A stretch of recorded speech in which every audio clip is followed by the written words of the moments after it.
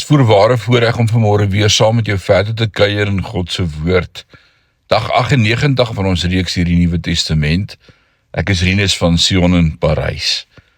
Verskillende mense. Ek dank die Here, hy gebruik verskillende mense. In Handelinge 18 vers 1 en 22 lees ons, toe hy vertrek het hy gesê, ek kom na julle toe terug, as God wil. Hy het toe van Efese af weggevaar en in Caesarea aan land gekom.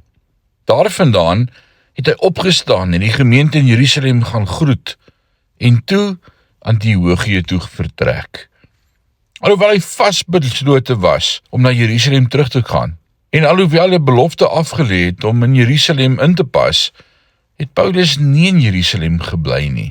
Jy sien, Paulus was nie altyd baie gewild in Jerusalem nie.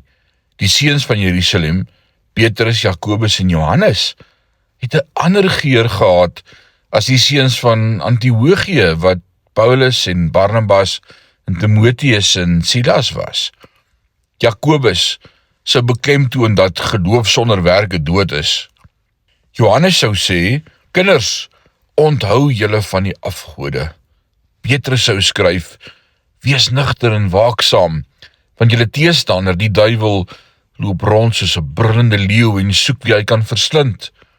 Maar Paulus het net hoofstuk na hoofstuk voortgegaan om die voltooide werk van die kruis van Golgotha te vier.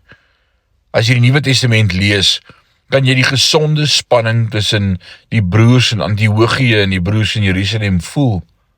Ek deel dit nie met jou as 'n historiese noot nie, maar om te besef dat selfs vandag verskillende mense verskillende geure binne die liggaam van Christus sal hê. Daar sal Paulus en Barnabas wees wat jou sal troos deur jou te herinner dat jy volmaak is in Christus, dat die voorhangsel geskeur is en dat die werk volbring is. En net wanneer jy dalk 'n bietjie te veel begin luister, sal 'n Jakobus of 'n Petrus jou herinner daaraan dat geloof sonder werke dood is, dat jy nugter en waaksaam moet wees. Soos die spanning op 'n trampolien, is hierdie balans gesond en belangrik, want daarsonder sou ons in een of ander uiterste die bodem bereik. Ons dank vanmôre die Here vir balans en vir sy volle woord. Mag jy in hierdie dag gebless wees met God se woord. Die Here seën jou. Amen.